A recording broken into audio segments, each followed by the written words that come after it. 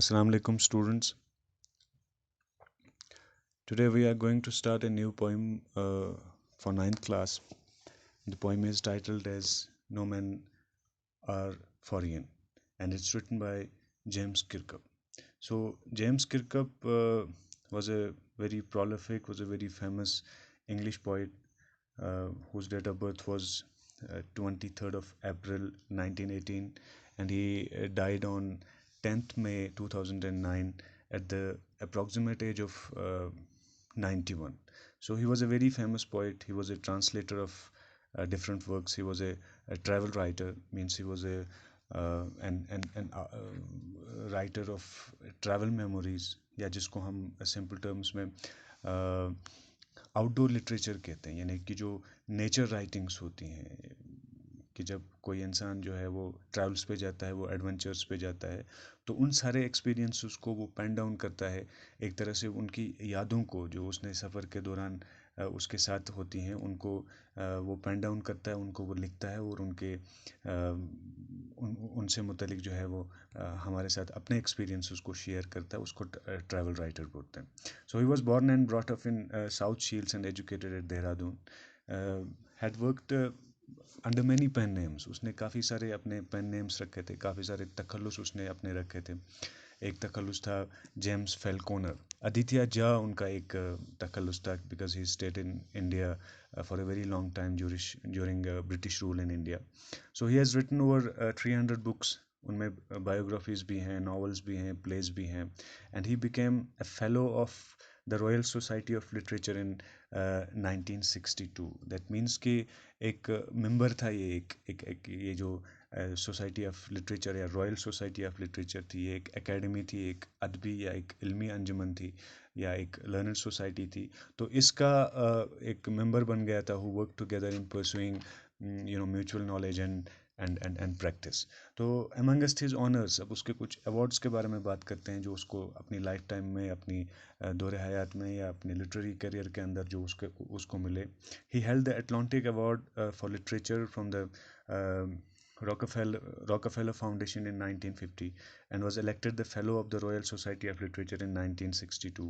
He won the Japan PEN Club Prize for Poetry in 1965 and was awarded the Scott Moncrieff Prize for Translation in 1992.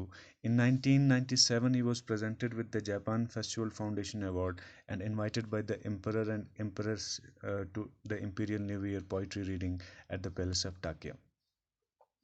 So we'll go through the poem, which is titled as No Men Are Foreign.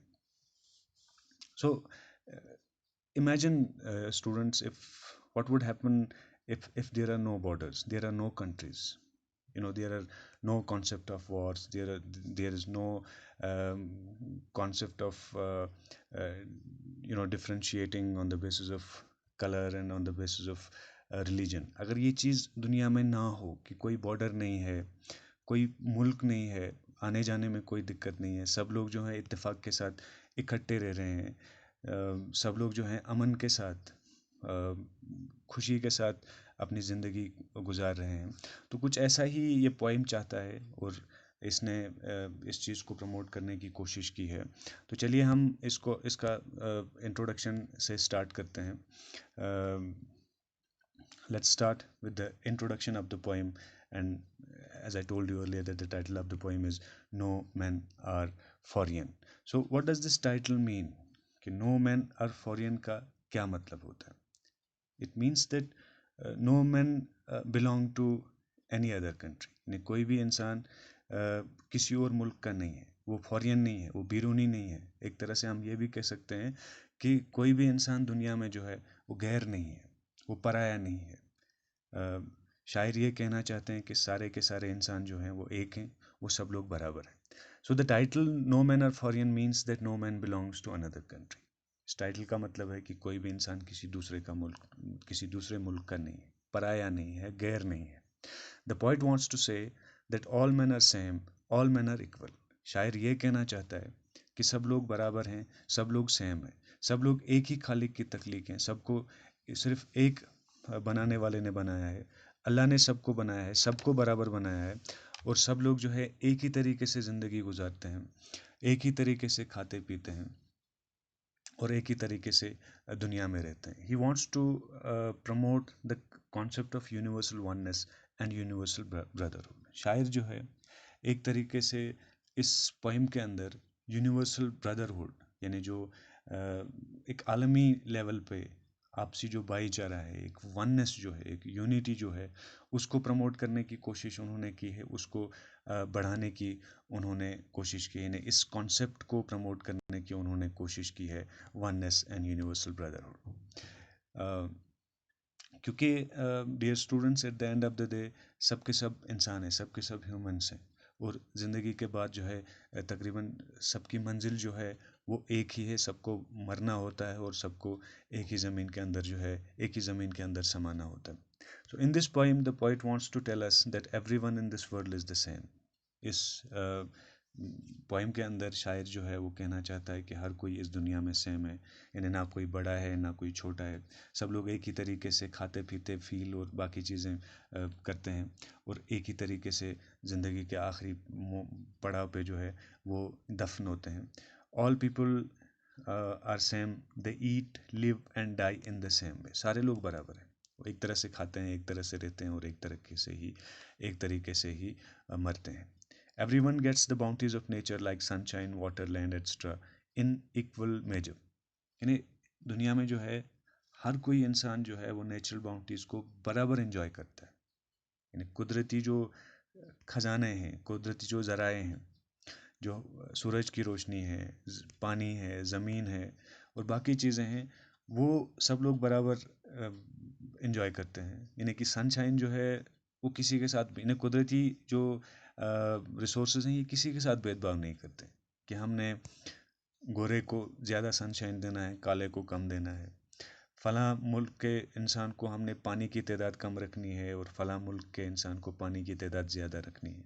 ऐसा कुदरती जो ये resources होते हैं ये नहीं करते हैं, इनको हम बराबर एंजॉय करते हैं. सूरज की धूप हो,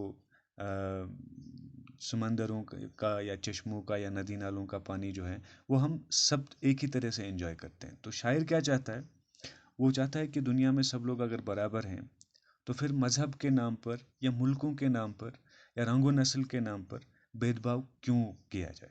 अगर सब लोग बराबर हैं तो सबको भाईचारे के साथ और सब लोगों को जो है वो अमन के साथ रहना चाहिए. इसका इंट्रोडक्टरी नोट पढ़ते हैं इस पोइम का, that universal brotherhood is the paramount need of the hour. जो एक आलमी भाईचारा है, जो एक आलमी वननेस है, जो एक आलमी टुगेदरनेस है, एक यूनिटी है, ये वक्त की अहम ज़रूरत है. Humans on the earth are like. ज़मीन पे जितने भी मैन काइंड है, जितने भी इंसान है, वो सब लोग सेम हैं. उनके बॉडी ऑर्गन सेम है, वो सांस एक तरीके से लेते हैं, वो सब लोग ऑक्सीजन लेते हैं, कार्बन डाइऑक्साइड छोड़ते हैं. तो सब लोग जो हैं एक तरह से वो बराबर हैं, वो सेम हैं. They breathe feel and weep in the same way. वो सांस एक तरीके से लेते हैं, वो जो है उनकी फीलिंग्स एक तरह की होती हैं, उनमें जो एहसास है, अगर वो किसी चीज़ के रिएक्शन में जो है उनको रिएक्ट करना होता है, वो रिएक्शन तकरीबन सेम होता है. और अगर कोई कभी दुखी होता है तो वो रोता भी एक ही तरीके से, उसका दिल दुखता है, सबका दिल दुखता है.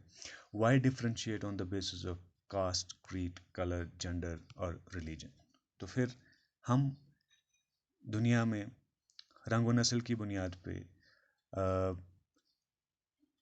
मज़हब की बुनियादों पे या मुल्कों की बुनियादों पे, बॉर्डर्स की बुनियादों पे हम एक दूसरे के साथ डिफ्रेंशिएट क्यों करते हैं, हम साथ में अमन के साथ मिल के क्यों नहीं रहते.